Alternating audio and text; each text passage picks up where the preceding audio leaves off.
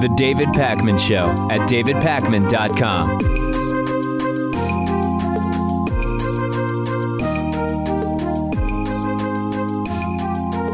If you paid attention to politics over the weekend, you might have seen a Democratic debate. We'll talk about that a little later. But you also may have heard about this story involving Bernie Sanders' campaign and a database of voter data managed by the Democratic National Committee. As the story goes, a staffer on the Bernie Sanders campaign was able to improperly access Hillary Clinton voter data due to a security glitch on the system of the Democratic National Committee. Now, in response, the DNC cut off the Bernie Sanders campaign from being able to access national party voter data that they should have access to, which potentially is a huge setback for a campaign that is only, about a month, a little over a month away from the Iowa caucuses. And the Sanders campaign immediately came back and said, we fired the staffer who improperly accessed that data. But two sides to the story are sort of developing. In addition to saying that they fired the staffer who accessed the data, the Bernie Sanders campaign has also said, listen, we went to the DNC months ago in October, and we told them that our data was being made available to others, that we had access to other candidates' data, and this was not fixed. At the same time, according to data reviewed by Time magazine, the Sanders campaign apparently did much more than just inadvertently stumble upon one or two pieces of data that they should not have access to. Time's analysis claims that Bernie Sanders went in and cultivated nearly 25 different lists of voters based on Hillary Clinton voter data. So as it is, Lewis, we have two very different sides to the story. On the one hand, we have the Sanders campaign saying, listen, we knew about this glitch months ago. We told the DNC, they didn't fix it. Now everybody's running to the media, and this is all a problem we've let them know about. The other side is, well, listen, they may have notified them in October, but they went in and they used a number of, they created a number of lists based on the data they weren't supposed to have access to. You don't accidentally stumble across 24 custom created voter lists. I don't know ultimately what is the truth, and what the implications are will probably be quite minimal, particularly since the DNC has already re-allowed the Sanders campaign to get into that data. Yeah, it's unfortunate for the Sanders campaign in a way. I mean, how much of the responsibility really falls on Bernie himself? I mean, he's the face of the campaign, so, a staffer does something like this and, well, this is what happens. I mean, what is the outcome here? I mean, it probably stops here, right? I believe that it does. And the real discussion is where it all gets much more complex. And it has led to some pretty serious conversations about whether the Democratic National Committee and its chair, Debbie Wasserman Schultz, who's a former co-chair for Hillary Clinton's 2008 campaign, are in part doing this and making a big deal out of this to help Hillary Clinton and hurt Bernie Sanders. And that is exactly what I want to talk about next. This is where it gets complex, and I want to dig right into this.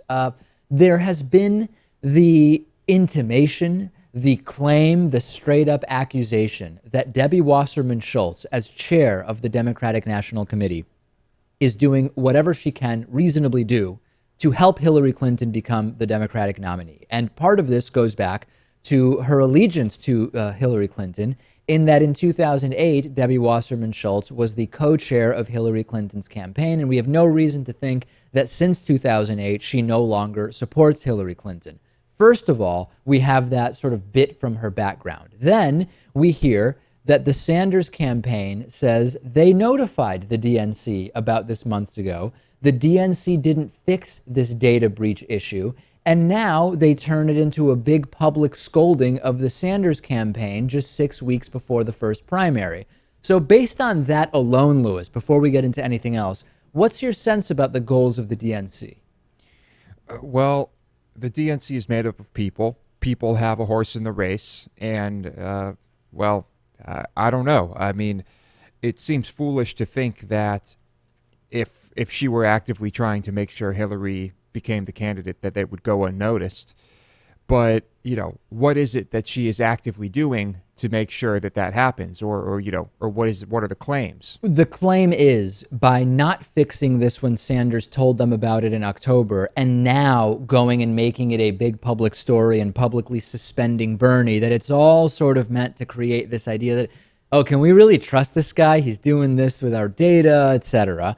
And further, when we talk about what Lewis's question, what is the DNC actually doing here? The DNC has been the key factor limiting the number of Democratic debates and putting multiple debates on Saturdays, right? This is a very clear way to reduce viewership, which is you put the debate on a Saturday and you don't really promote it very actively. You might have noticed that the Republican debates get far more promotion than the Democratic debates. Part of that may be because the Republican debates are abortive freak shows that are entertaining in nature in a way that the Democratic debates aren't. But Saturday night debates are not going to be nearly as watched. People are out. We know people pay less attention to politics on the weekends. That is another way in which the DNC, if they wanted to help Hillary Clinton, could certainly influence.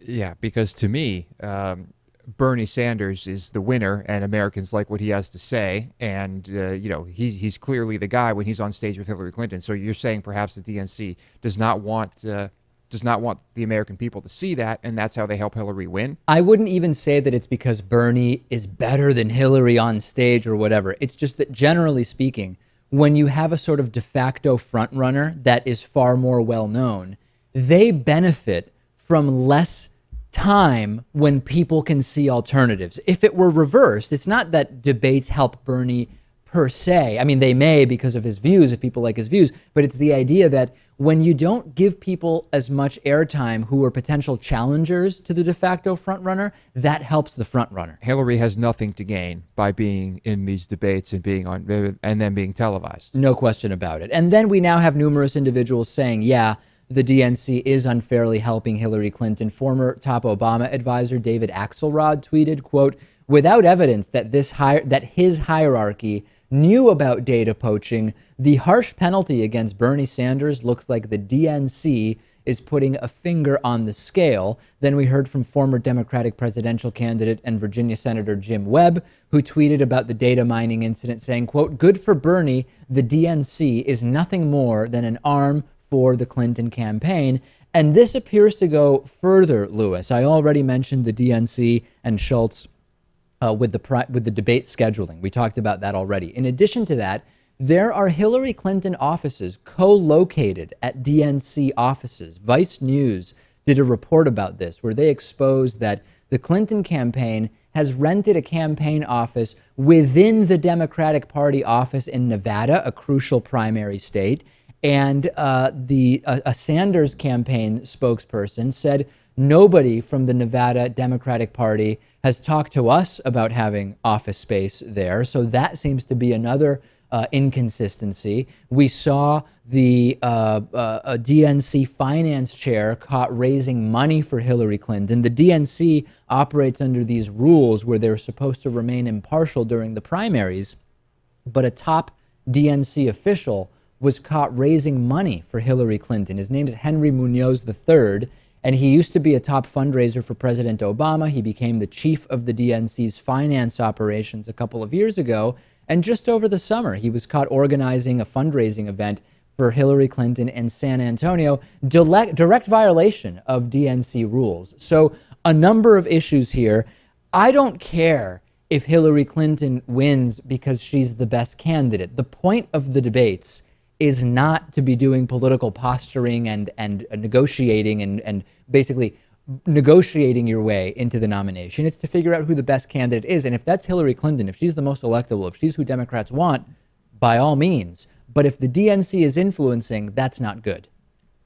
It's the whole thing kind of stinks. I mean, and the debates on Saturday nights, that's the giveaway. So it's unfortunate. I mean, Bernie, her last name is Clinton, Dave. What are you going to do? She has the friends, she has the connections. Even in the party, Bernie is kind of an outsider. So and of course, as an independent running as a Democrat, Bernie is literally an outsider in that sense, although he does caucus with the Democrats. So we're going to continue following this. Send me your thoughts about whether you think the DNC is a good guy or a bad guy, not with a gun, but a good guy with the resources or a bad guy with the resources. Interesting video to show you. You might find this incredibly titillating. I have video of Bernie Sanders and Donald Trump from recent debates, Democratic and Republican respectively, talking about Middle East policy. And it appears as though they have almost the exact same views. Noah Ferguson, our segment producer, researched this for us and put all the clips together, and we're going to go through them. A viewer wrote to me saying, you know, I watched the last Republican debate, I watched the last Democratic debate, and it sounded like Donald Trump and Bernie Sanders said essentially the same thing about Middle East dictators. Let's take a look first at Bernie Sanders. Here is Bernie Sanders talking in the Saturday debate that you may not even have heard about, never mind watched, about Middle East dictators. Take a look. Next, because I think the Let me just comment. I have a difference of opinion with Secretary Clinton on this. Our differences are fairly deep on this issue.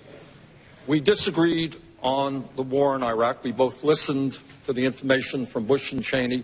I voted against the war. But I think, and I say this with due respect, that I worry too much that Secretary Clinton is too much into regime change and a little bit too aggressive without knowing what the unintended consequences might be. Yes, we could get rid of Saddam Hussein, but that destabilized the entire region.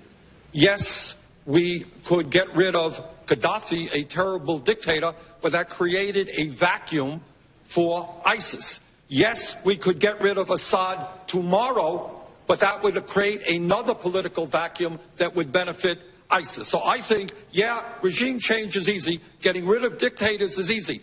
But before you do that, you got to think about what happens the day after.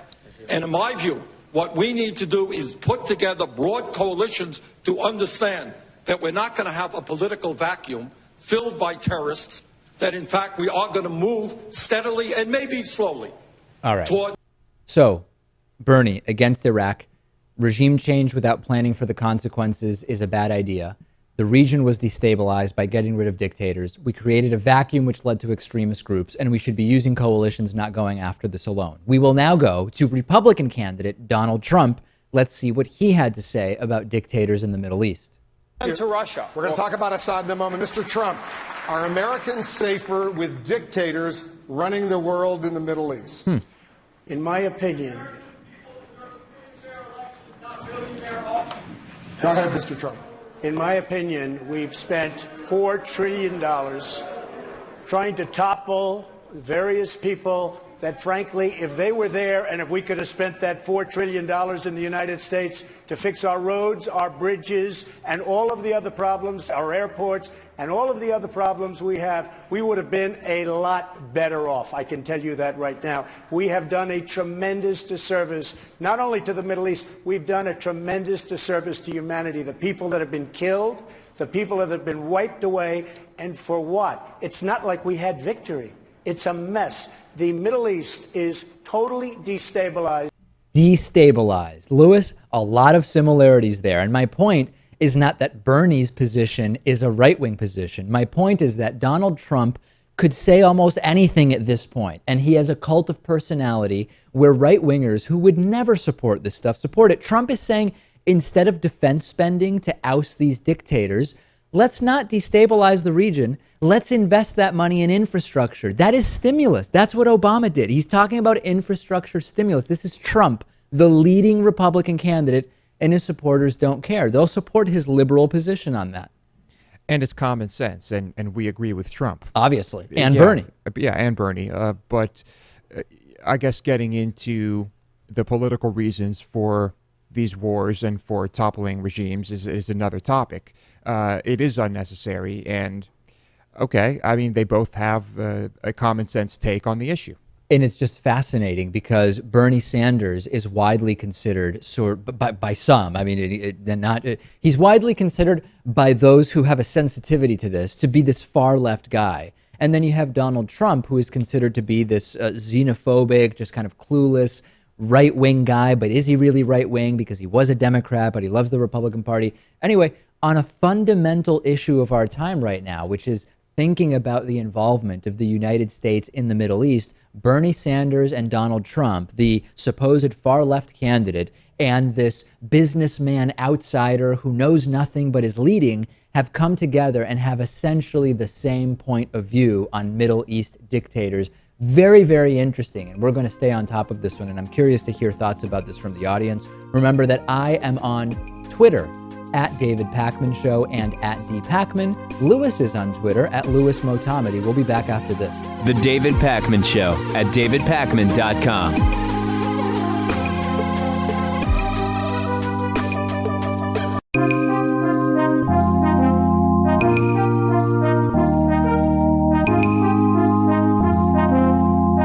Welcome back to the David Pakman Show.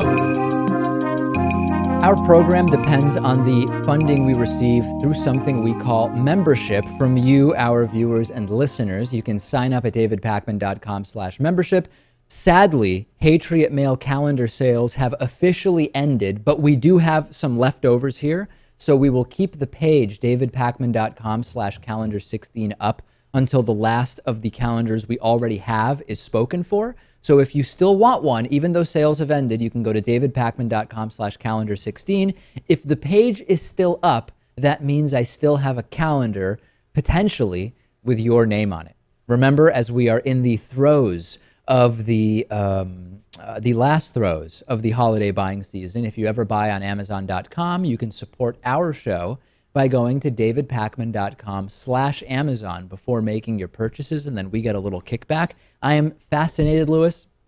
Carhartt brand has become popular now among hipsters, among young people. When we were growing up in Western Massachusetts, Carhartt was the brand that the farmers and sort of like a machine shop guys and the so on and so forth. The what? The worksmiths? The worksmiths, to quote Sir Darrell Roberts, they would wear. And it was not a popular brand that people would just sort of wear out in any social way. And now it has become like a popular hipster brand. It's stunning to me. That's what the hipsters do. They hijack things. And they have successfully done that with Carhartt. I've never owned anything Carhartt, but I do hear that their jackets and stuff, they're really quite warm, I guess. My understanding is that the Canada Goose jackets are far warmer, but far more expensive. So maybe for the value, the Carhartt jackets are a good option for the Northeast. I don't know. And also tons of Star Wars Episode 7 knickknacks being purchased through our Amazon link. It's amazing. We talked about this on the bonus show, Lewis. You can get anything branded with the new Star Wars movie at this point. Yeah, you can get foie gras branded with Star Wars. Anything, yeah. Have you seen the movie yet? I have not, but I guess from what I'm hearing, it is much, much better than episodes 1, 2, and 3. That was a low bar, so yeah. I'm glad to hear that. If it was worse than 1, 2, and 3, we'd be in trouble. Remember, if you ever shop on Amazon.com, davidpakman.com/Amazon, and then we'll get a little kickback for everything you buy. Nice way to support alternatives to corporate media. Who has more support nationally, Donald Trump or Bernie Sanders? Well, if you look at the Real Clear Politics average of all polls, we can figure this out.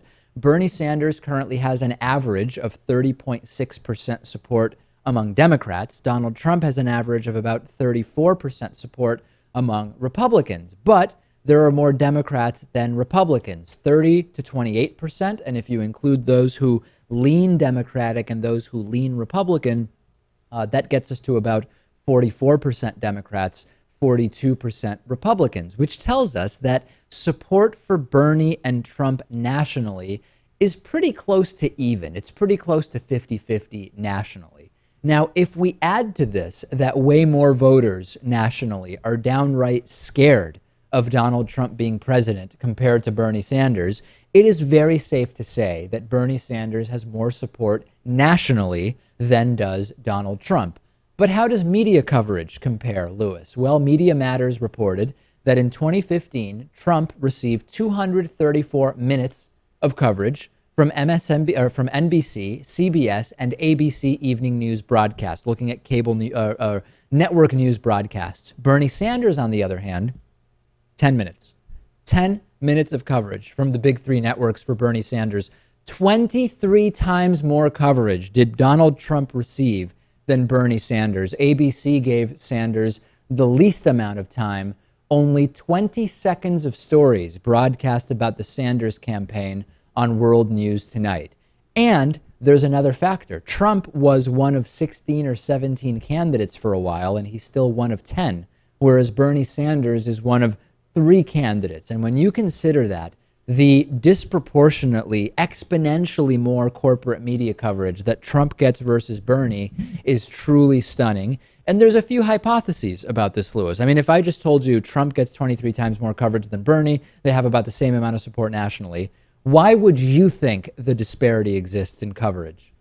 Well, first of all, we can say with certitude that Donald Trump says 100 million times as many crazy things as Bernie Sanders. Right. And so he's making these statements and people want to hear it. It's good for business. It's good for ratings. It's good for the media. But at the same time, you have to wonder if corporate media is making a conscious decision just to give Donald Trump more time because he's, well, just that, I guess, the ratings machine. I thought initially the sort of easy answer is ratings. Trump's better for ratings. And that does seem to be true. I mean, there's no doubt that Trump is better for ratings than Bernie Sanders. Then I started thinking, well, Donald Trump's ideas aren't really a threat to corporate media conglomerates in the way that Bernie Sanders' ideas could be. And then I started thinking, well, also corporate media is more right-wing and maybe they actually just want Trump to win. I think mostly, though, it is the ratings issue. And I am often interested in going deeper than that. But I think a big factor here is that people are just fascinated by Trump. People agree way more with Bernie's ideas. When you actually ask people, hey, do you think the government has some responsibility to provide a basic level of health care to everybody, regardless of ability to pay? That's an issue where the majority of this country agrees with Bernie Sanders. But that's not very exciting. The ratings are with Trump. And I think that is the biggest piece of the Trump-Bernie ratings gap. I think so. And I don't think corporate media is focusing long-term here because if they were, they would be giving Trump less coverage and they would actively be trying to make sure that he won because then they would have 4 years of this kind of thing, assuming there's no impeachment. And that would be fantastic for business. I was recently talking to a bunch of progressive hosts and we were all just, very casually talking. And the conversation came up of, listen, this is maybe the scariest year with regard to Republican presidential candidates. I mean, it is so important that a Republican does not win in 2016. And at the same time, this is the year where we all stand the most to gain from one of these right-wing nuts winning because progressive media will grow so much if someone like Trump or Cruz or Rubio gets elected. And of course, we were just sort of speaking extemporaneously. None of us actually wants a Republican to win, but we were all recognizing that if we get another 4 years of a Democrat, particularly given that we're down to just 2 pretty reasonable candidates by and large, aside from disagreements that we may have with either of them, that's not going to be as much of a catalyst for interest in shows like ours. I mean, there's no doubt that if Trump or Rubio or Cruz wins, shows like ours benefit greatly. And still, everybody said it is so important for our country that these nuts not win. Yeah, I mean, what's more important overall? No question. But the good news is, if there's some good news, that campaigns seem to start earlier and earlier every election cycle. So I don't know in how many years, Dave. The day after the election, the next round of campaigning will start. And then we'll just have wall-to-wall madness all the time. All the time. It's an exciting time to look forward to, no question about it. All right, it is Christmas week, and you may have heard me mention that I'm not Christian. I'm culturally Jewish, although not religious.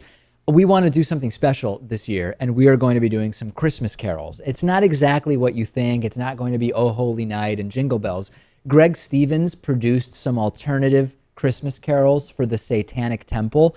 Very good production value here, and we have 4 different Christmas carols. These are alternative Christmas carols to those that you might be used to hearing. We'll do one a day leading up to the big Christmas holiday on Friday, a holiday that, of course, establishes one religion over others by saying, hey, as the federal government, we are going to say only one of all religions gets a federal holiday. So to play us out to break, Lewis, I sound like Bill O'Reilly now in the Let's Do It Live clip. I know what it means to play us out, though. To play us out, this is Joy to Ourselves. Take a listen and enjoy. Joy to ourselves. from each of us. We won't wait on a deity to fill our hearts with gaze. We create the sounding joy. Create the sounding joy. We thrive on love and not on fear.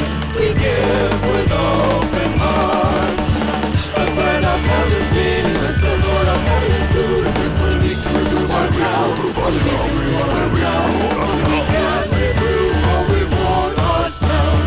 Joy to ourselves, our love is great. We don't discriminate. If you've a certain nature, you'll fall out God's favor. We love who we really are. We love who we really are. We love who we really are.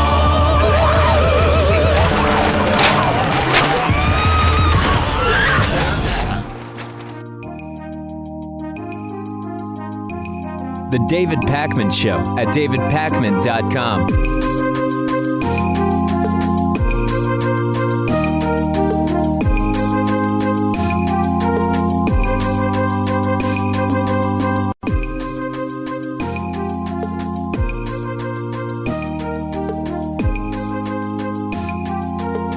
Welcome back to the David Pakman Show. I'm joined today by Amos Kamil, playwright, screenwriter, investigative reporter. His 2012 cover story in the New York Times Magazine brought the Horace Mann scandal to light. He graduated from Horace Mann School in 1982. Amos, it's so great to talk to you. Let's start at the beginning. What is the Horace Mann School for people who aren't familiar with it? Sure. Horace Mann sort of plays on a big stage in American educational history. It's perennially voted one of the top 10 schools in the country by Forbes. It's an elite private school in the Riverdale section of the Bronx. And really the 1% have always sent their kids to HM. And today it's more like the 1% of the 1%. And I was lucky enough to get a scholarship there when I was a sophomore. I was a good baseball player, and I was recruited to go there. So at the time, they had a lot of middle-class kids there as well. And in the Boston area, it's probably like the Milton School or something like that. So. And you graduated in 1982, and you broke the story in a New York Times article about just the rampant sexual abuse in 2012.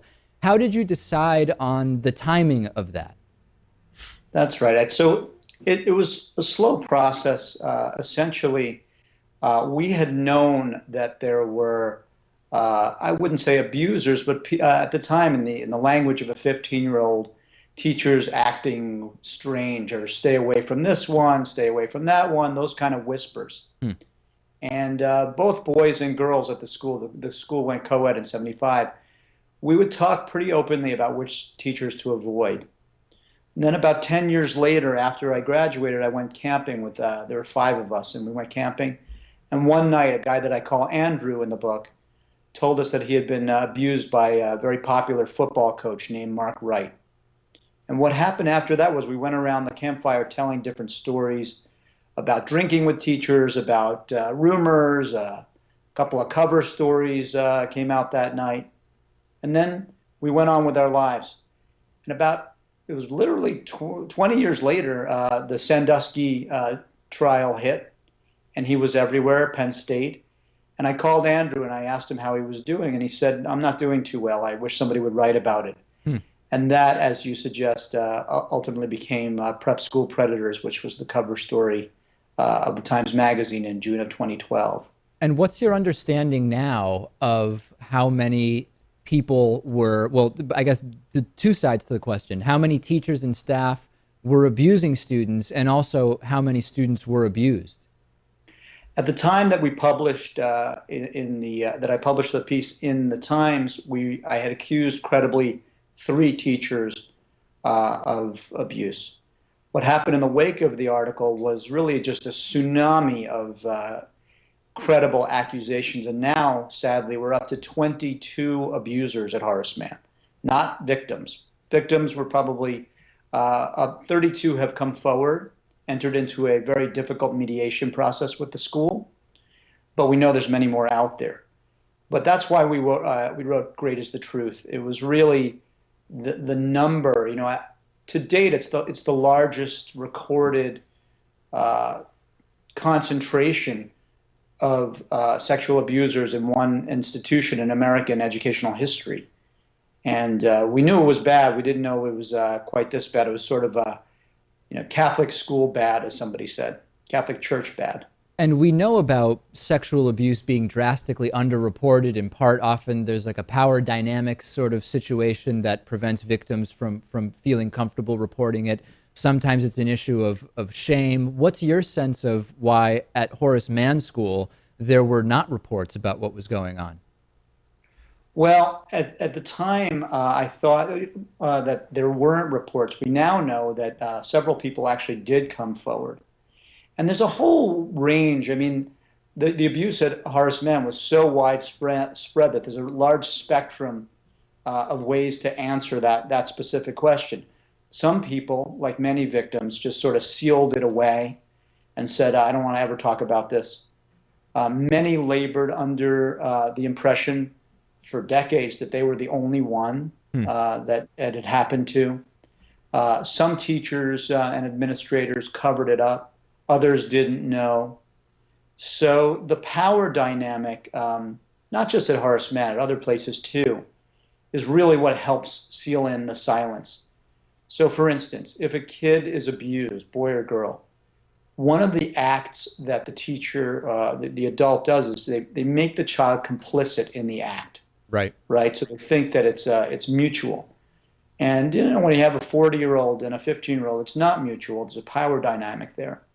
So they start silencing themselves. Then, many years later, if they actually come forward, oftentimes they're not believed, and so they learn to stuff it even more. And the legal system, quite frankly, New York is where Horace Mann is, has an unbelievably strict statute of limitations law. So a child has only until, a person who has been abused has only until the age of 23 to come forward in both civil and criminal cases. And we know that most people, if they ever talk about it, only do so when they're in their 40s or 50s, 42 being the average. And as you talked about, there's this sort of mediation process that has been going on. There have been some settlements offered by the school. Some people have accepted settlements, not everybody has. Do you have any sense as to the size of some of these individual settlements that were reached? Well, because Horace Mann didn't really, most of the cases of abuse were well past the age of 23. Right. Horace Mann took a very hardball position. And as I said, 32 people came forward, and they took the position that we don't owe you anything. So whatever you get is going to be out of the goodness of our own hearts. And many of these people, you have to remember, this is among some of the wealthiest people on the planet who sit on Horace Mann's board. Billionaire, hedge fund folks, and real estate people. So if a victim's legal counsel was asking for $1 million or $2 million, Horace Mann would counter with something along the lines of $5,000 or $10,000. Wow. And for some people, they understood it was a negotiation. Others started talking about being re-traumatized by that hardball position, and certainly didn't lead to healing. And is that, I mean, I know you've said you've had feelings of guilt for sort of opening this Pandora's box with the 2012 New York Times article. Does this re-traumatization that you're talking about play a role in why you've had feelings of guilt, or talk about that a little bit? Sure. At the time when those of us who were not abused and were sort of inner circle watching and hearing what was coming back from the mediation process, I started to question what good it was all doing. And I've since changed, but I had moments of doubt, and also moments of doubt of just all of the sort of poison coming out. And, I started to really understand why people keep silent for so long. It was just so horrible what was coming out. And really why I wrote Great is the Truth is really because not what happened in the past, right? We can't really fix that. But how Horace Mann, its current administration, reacted in the present. There's a way, most victims don't come forward looking for money. They don't really have the strength to do so, many of them. They're looking usually for two things. One, for somebody to acknowledge that what happened to them actually happened to them. Mm-hmm. and two, from somebody from the institution to actually apologize.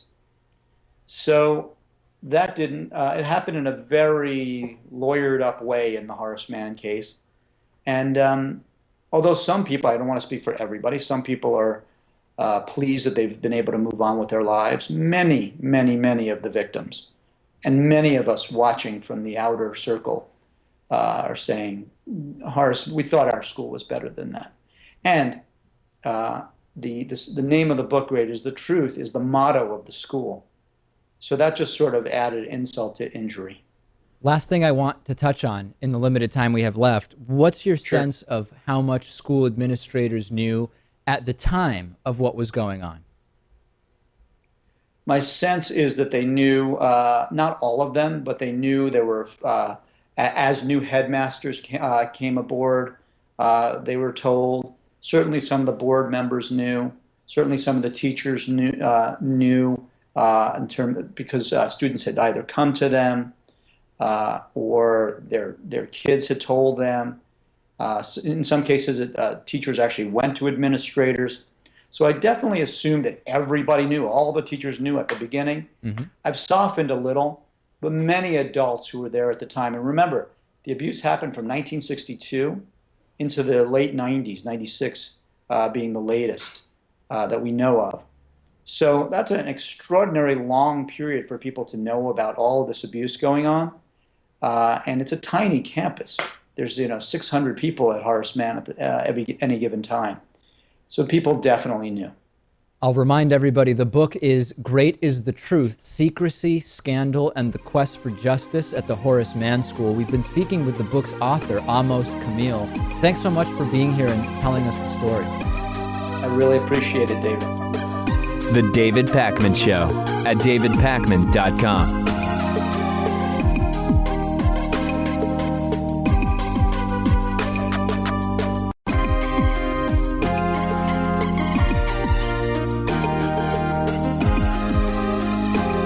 The David Pakman Show at davidpakman.com. The U.S. House of Representatives passed a 2,000-page omnibus budget bill that contains the entirety of the controversial Cybersecurity Information Sharing Act, known to many as CISA. Remember all those times we talked about CISA and spying provisions and the big controversy and will it pass or won't it? It's killed, it's back, it's gone. Well, it has now been quietly passed by the House of Representatives and by the Senate, and President Obama has signed it. And most people never even found out that CISA was back and wrapped into this huge bill that would prevent a government shutdown by funding a bunch of areas of government. Remember, CISA provides ways for the government and government agencies to easily keep tabs on Americans without their knowledge. CISA was absolutely destroyed by privacy advocates and tech titans. We heard from Amazon and Apple and Dropbox and Google. They all said this throws privacy out the window. The CISA provisions that were passed appear to be even more lax with regard to privacy, even compared to some of the original versions that we had discussed. For example, a previously held prohibition against sharing information with the NSA has been removed. It's now even easier to share information with the NSA.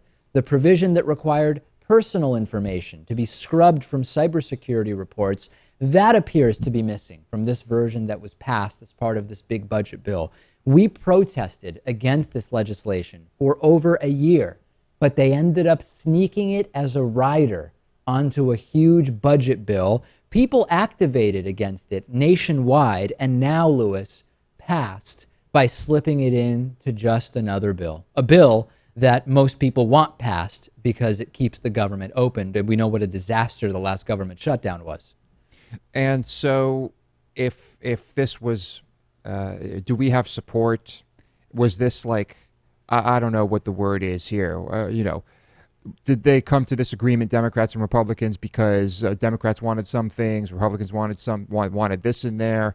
Do Democrats want this in there? I mean, how does this end up in the bill when everyone in the House knows it's in the bill? The numbers are disturbing, and I would say it's funny how it happened, but it's more disturbing and sad. If we look at House Republicans, 150 voted yes, 95 voted no. If we look at House Democrats, 166 voted yes, 18 voted no. More support in the House from Democrats. Exact same thing in the Senate. 37 Democratic senators voting yes, 25 Republican senators voting yes. Much of this is about funding the government, right? It's not even about CISA. We can't say Democrats like CISA more than Republicans. Right. Everyone is voting on the entire bill. They're voting on the entire bill. And much of this is about, there's no reason this all needs to be done together, right? CISA did not pass on its own, and now it's wrapped in with this, but there's no reason it has to be that way. We can vote on CISA as one bill and vote on keeping government open as another bill. And corporate media coverage, I mean, just laughable, right? Just not talking about this. CISA is here. CISA has been passed, and this is the status quo of American politics at this point. We talk about issues on on which Republicans and Democrats are very, very far apart.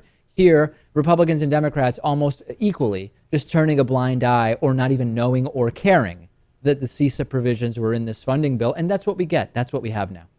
Yeah, it's really pathetic. I mean, it's the transparency, the government transparency is already there is no transparency. No. And so now this, and it just seems like a really weaselly, ridiculous thing for governments to be doing. And it's the status quo. It is. Models working in France will now need a medical certificate from a doctor to prove they are healthy and not dangerously thin. Under a new law that has been approved by French elected officials, failure to provide a certificate will be punishable by up to 6 months in jail and a fine of €75,000. The bill also forces magazines to flag pictures of models that have been photoshopped or touched up. The new legislation is meant to combat the growing problem of anorexia in models and the rising number of young people who also have eating disorders. The question is, first of all, there's one really big problem, which is it's all based on BMI, body mass index. We've already talked about why body mass index is not a good indicator for whether someone is healthily under or overweight or whatever. We won't get back into that. You can Google it, plenty about that. But let's get past the BMI thing. Let's step aside from that. Is the idea to keep models healthier or to prevent people from seeing models and generating images of what they should look like based on what the models look like? And does it even make a difference? I mean, could this be effective in some way? I think it could, because I think in many cases the models are victims, right? They're victims of their environment. There's a lot of pressure. They're competing with peers to, be the ones on the covers of magazines or what have you, whatever. Interesting. And so I think they are victims. So you're saying you not only do you remove the incentive for them to do all of this unhealthy dieting, you actually make it so that there's no advantage because they're just not going to be allowed to shoot if they diet down to an unhealthy level. Well, I mean, the incentives are still going to be there, though. That's the thing. And so this is kind of just like a safeguard put in place, yes, to protect the models, but also to make sure that they aren't being taken advantage of and abused. Because the magazines and whoever is shooting them isn't going to be able to do what they want to do if they are imposing that models become unhealthily thin. Right, yeah. Will plus-size models also be kept accountable for not glorifying overweight situations? I got that question from two people saying, hey, if you're going to say we can't have unhealthily thin representations of human bodies in magazines, we also shouldn't have unhealthily overweight representations of human bodies in magazines. That is opening up a can of worms that I don't think you're going to get too far with. I mean, I just don't think that that's going to happen. But there's a difference, right? You can say being too thin is unhealthy, being too heavy is unhealthy. There is not an industry of deliberately gaining weight in order to appear in modeling magazines. And I think that's what this is trying to tackle. Not yet, absolutely. Well, I mean, honestly, the way I see some of these pictures I see online, I kind of see things headed in that direction. And, you'll see a picture online of someone who's incredibly overweight, and it's some type of inspirational picture saying, you are beautiful, be yourself, this is wonderful. Which is great, you just may not be healthy. And maybe we shouldn't be encouraging people to be unhealthy in that way. Yeah, well, we need to be encouraging people to be at healthy weights. You don't want to go to one side or the other.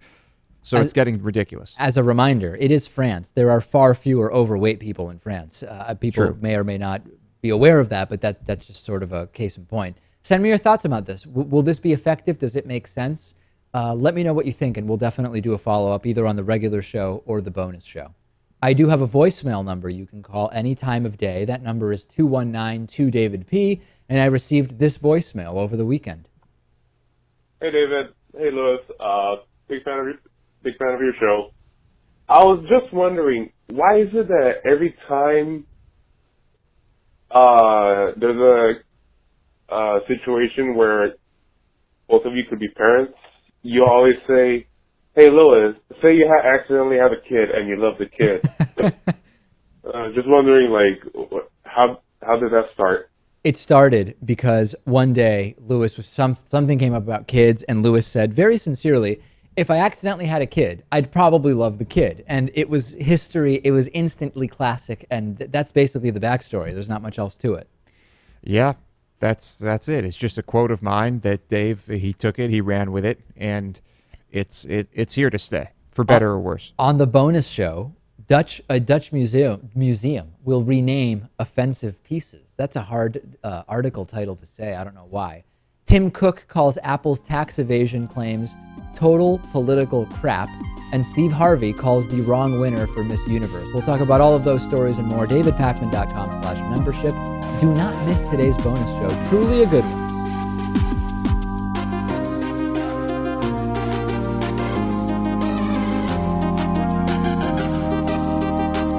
The David Pakman Show at DavidPakman.com.